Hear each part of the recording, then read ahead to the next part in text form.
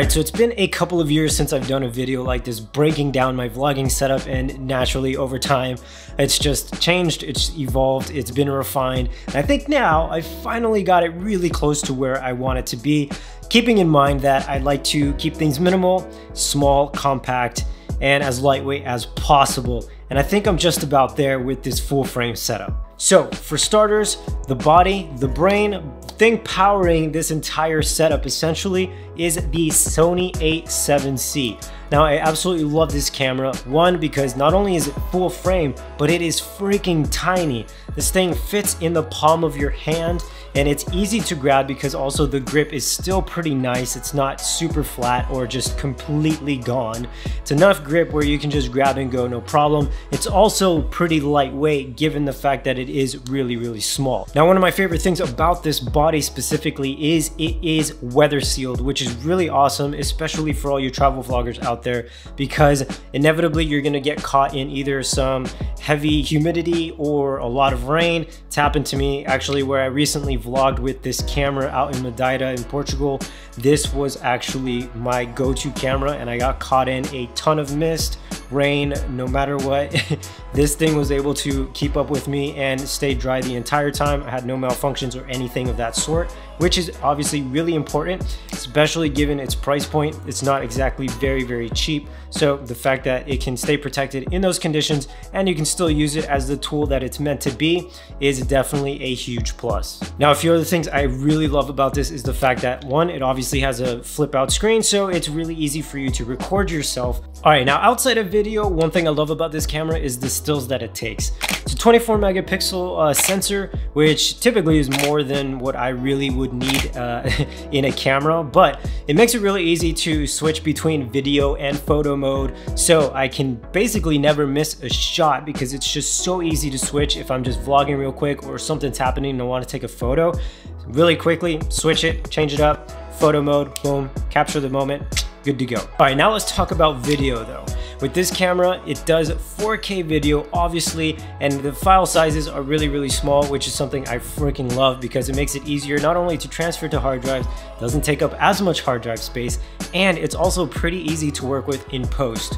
Now, speaking of post, this also does shoot in S-Log, which gives you just a lot of latitude in editing in post, whether you're color grading, color correcting, you know, all that fun stuff.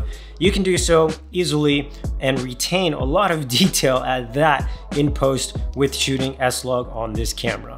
Now, if you take a look at the top of the camera, another thing that I really like about this camera is it does make it very easy to switch between the modes and their custom modes, especially, for example, on one, I have just basically my usual vlogging setup. And then on my custom setting 2, I do have it for slow-mo stuff, the stuff that I usually do, or the setting that I usually put it on when I shoot some B-roll, things like that. All right, and connected to the camera body, I have the Sony 24mm f2.8G lens.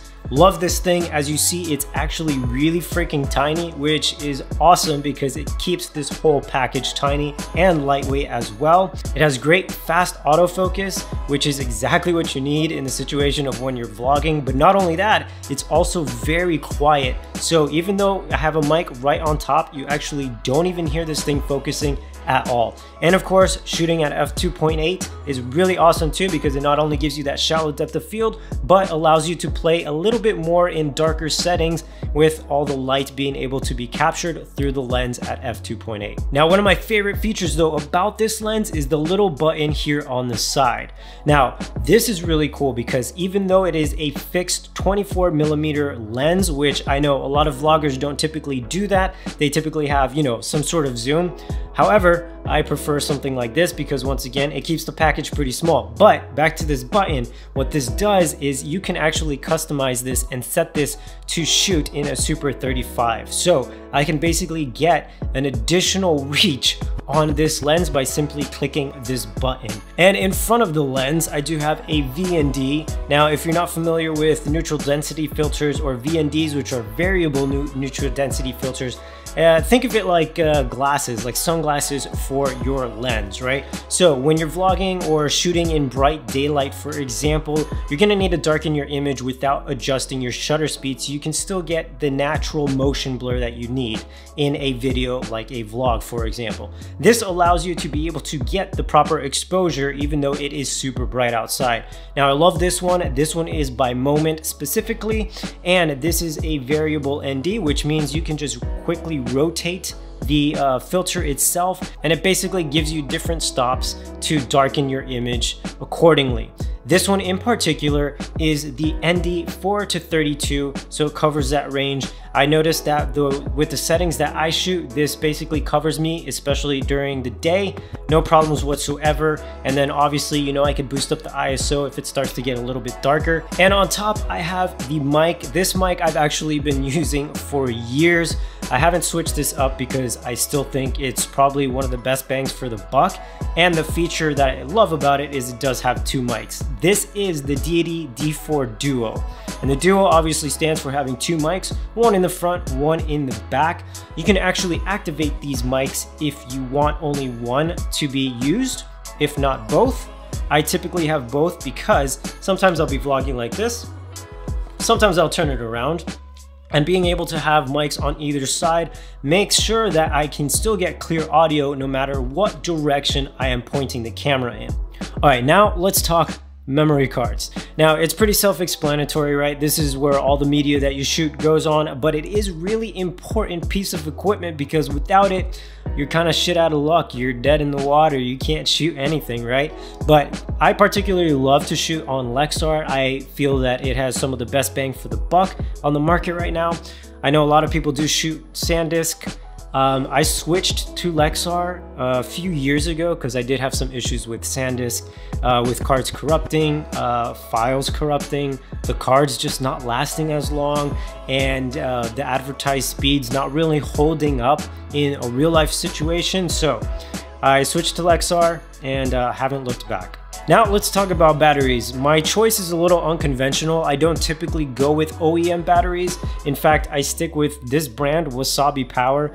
I've been shooting with them for the better part of like 10 years now, and I've never had an issue using them across different brands as well, like Sony, Canon, Fujifilm. Never had an issue whatsoever. They're great bang for the buck and are a fantastic replacement to the OEM batteries. They also last longer. And last but not least, we have the Manfrotto PIxie Evo as my little tripod, my grip, whatever you want to call it. This thing is an absolute joy to use. One, I love how this knob to tighten down the ball head. I don't know how it works exactly, but it doesn't require a lot of torque. For you to get it to a point where this is not going to move or sag at all while you're using it, which is awesome, and it's not something I've found in a lot of other tripods. You've really needed to like crank it down for it not to move at all. Another thing that I really like is the legs are actually adjustable. You can extend them or shorten them according to your needs.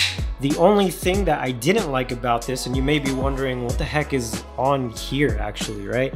I don't know if you guys will see that or if it'll focus. There we go. You can see what I did was I actually added some tape, some gaff tape here, and I just kind of like marred it up to actually give me a grip for when I hold out the camera like this. Aside from that, the tripod is awesome. I don't obviously think that it has a use for this, which is why Manfrotto didn't design it this way. But with a little modification, I think it works perfectly. I am open to suggestions in case you guys do know maybe there is a better tripod out there that kind of fits the bill of being small, compact, lightweight, but still carries all the features that this does.